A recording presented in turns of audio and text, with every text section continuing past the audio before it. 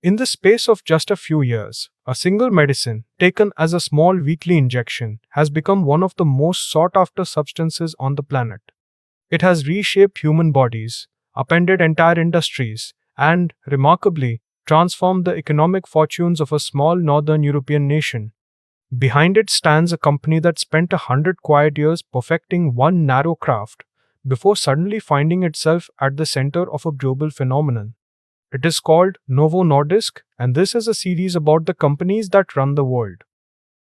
Novo Nordisk represents a strange and powerful position, that of the company which quietly masters a single vital thing and then rides a wave that transforms everything.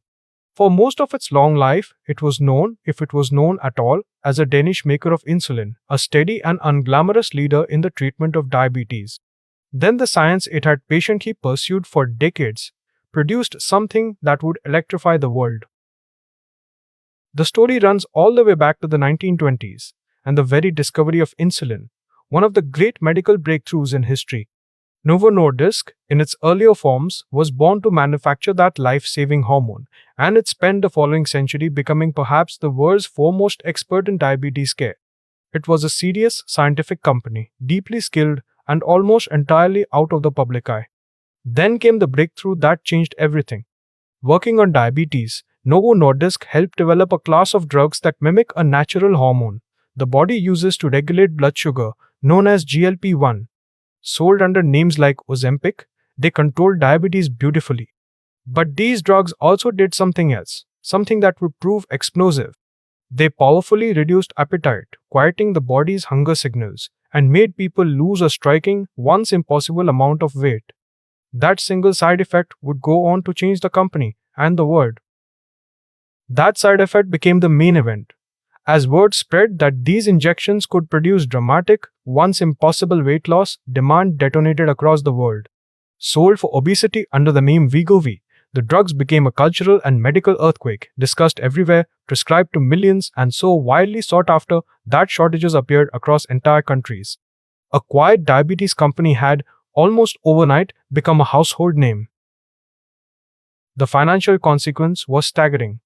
On the strength of these drugs, Novo Nordisk soared to become, for a time, the most valuable company in all of Europe, a Danish maker of injections worth more than the continent's grandest names in luxury and technology. Few companies in history have ever risen so far, so fast, on the back of a single class of medicine.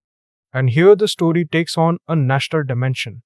Novo Nordisk grew so enormous that it began to single-handedly move the economy of Denmark itself, driving the nation's growth, its exports, and its currency. The charitable foundation that controls it became one of the wealthiest on earth. To an almost unheard of degree, the fortunes of an entire country came to rest on the success of one company's medicine. But behind the frenzy lies a very physical problem, and it is the true bottleneck of this whole story. These drugs are not simple pills. They are complex biological molecules that are genuinely difficult to manufacture at scale, requiring vast, specialized, and expensive facilities. For a long time, the limit on the business was not how many people wanted the drug, but simply how much of it Novo Nordisk could physically make. It has since poured billions into building new factories to catch up with the seemingly bottomless demand. Novo Nordisk does not have this world entirely to itself. Its great rival is the American pharmaceutical giant Eli Lilly, whose own competing drug is regarded by many as even more powerful. The two companies are now locked in an intense, high-stakes duel over what could become one of the largest medicine markets in history, a two-horse race to treat the intertwined epidemics of diabetes and obesity across the globe. The moat protecting the two leaders is formidable.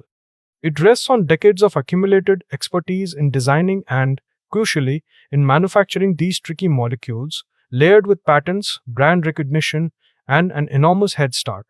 For any would-be competitor, catching up means mastering both the fiendish science and the fiendish production, all at once against rivals who have been perfecting both for years. Now, the stakes here go far beyond business, into the realm of public health itself. Obesity has become one of the great health burdens of the modern age, entangled with heart disease, diabetes, and much else. A medicine that can genuinely treat it, safely and at scale, is not just a commercial triumph. It has the potential to reshape the health of entire populations in ways whose full consequences we are only beginning to understand. And that promise collides painfully with the question of cost. For now, these drugs are expensive, straining the budgets of health systems and often placed out of reach of many of the very people who might benefit most. It creates an uncomfortable spectacle, a genuine medical miracle that is, at least for the moment, rationed largely by wealth. The breakthrough is real. So is the deeply unequal way the world is able to access it. So we reach the question this series always asks of what would break if Novo Nordisk vanished. In one sense, the medicines would be missed acutely by millions who now rely on them to manage diabetes and weight, and a great pillar of modern treatment would wobble. And in another, more literal sense, the economy of an entire small nation would suddenly find a gaping hole where much of its recent growth had been. Which brings us to the uncomfortable question, in a distinctly modern and human form. What does it mean when the treatment for a condition afflicting hundreds of millions of people, and, at the same time, the prosperity of a whole country, come to depend so heavily on the patented injections of just one or two companies? It places an extraordinary weight of health, wealth, and hope onto a very small number of corporate shoulders. To be fair, and it genuinely and deeply deserves saying, what Novo Nordisk has achieved is a triumph of science that will help a great many people. Its century of work on insulin has kept countless diabetics alive, and its new medicines may extend and improve millions of lives, easing an epidemic that has resisted almost everything else. Whatever the questions around cost, the underlying achievement is a genuine gift to human health. And that is the deeper lesson of this particular giant. There is a rare and immense kind of power in mastering a medicine that millions desperately need and that almost no one else can make. Novo Nordisk shows how a patient, deeply specialized company can, when the science finally breaks its way, come to hold in its hands both enormous fortune and enormous responsibility for the health of the world and the wealth of a nation.